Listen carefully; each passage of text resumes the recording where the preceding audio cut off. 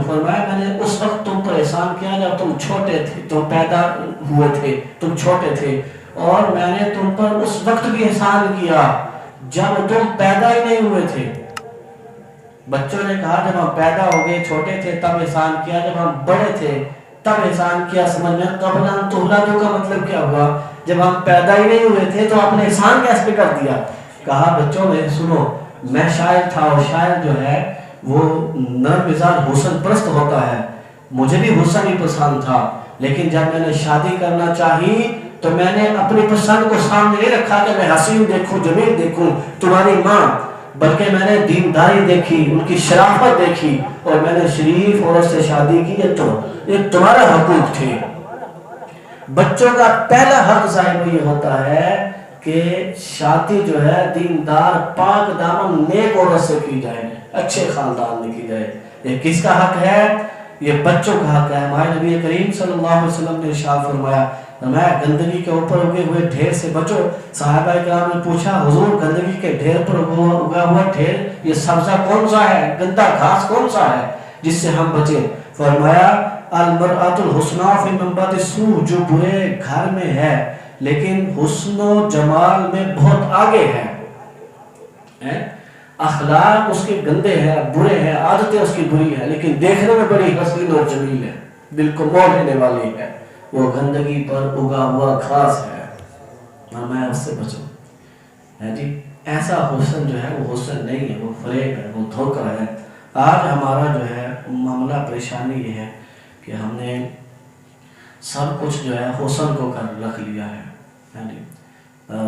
تعلیم جو دنیاوی تعلیم ہے یہ دیکھی جاتی ہے، حسن دیکھا جاتا ہے اور مال دیکھا جاتا ہے اس دور میں۔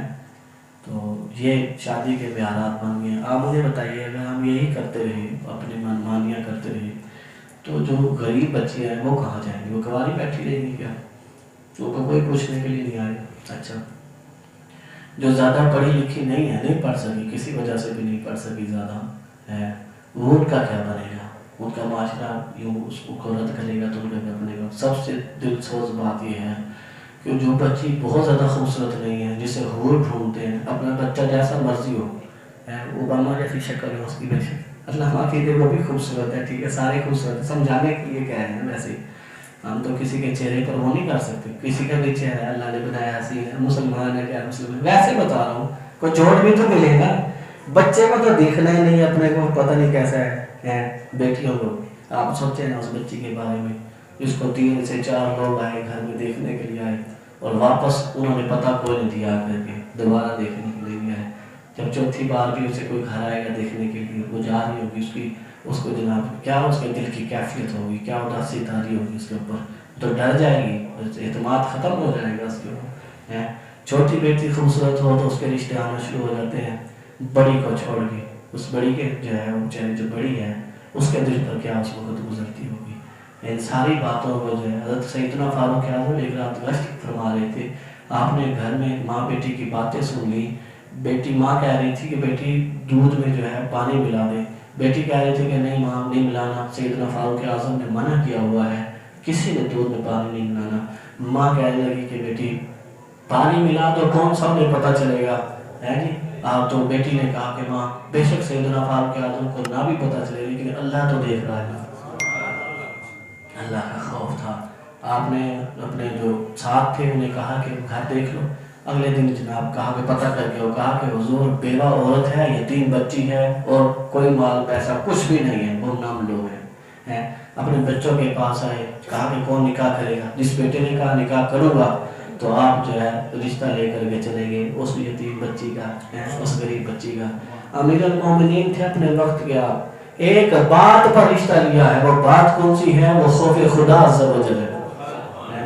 آج ہماری جو ہے غریب بھی دیکھ لو بھائی، وہ بھی اپنے سے اوپر کو چھلانگ لگانے کے چکر میں ہے، سامنے بیٹھی اس کا بھی کوئی نظر آتی ہے۔ صحیح بتا رہا ہوں میں، یہی تو مسئلے ہیں۔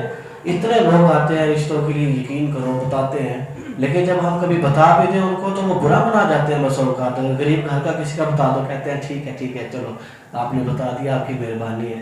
उनसे जब पूछोगे तुम्हें चाहिए क्या क्या, तुम्हारी डिमांड्स है तुम्हारी, वो भी ऊपर को, ये भी ऊपर को। अमीरों के बच्चे बच्चियां भी ऐसे बैठे हुए हैं, गरीबों के भी ऐसे बैठे हुए हैं। हम नबी रहमत सल्लल्लाहु अलैहि वसल्लम ने फरमाया था, फरमाया हुस्न की वजह से, नस्ब की वजह से, माल की वजह से लोग निकाह करते हैं। फरमाया तुम ना करना मेरे गुलामों, तुमने निकाह करना हो तो दीनदारी देखना, खौफ खुदा देखना, सादगी देखना है, और परहेजगारी देखना, तुम ये देखना। और आका इनामदार सल्लल्लाहु अलैहि वसल्लम ने इरशाद फरमाया था, बताया था, फरमाया जो हुस्न की वजह से, जो नस्ब की वजह से, जो माल की वजह से, तीनों वजह से जो शादी करेगा, अल्लाह ताला उसके तीनों में से एक भी अता नहीं फरमाएगा, जिल्लत मिलेगी उसको।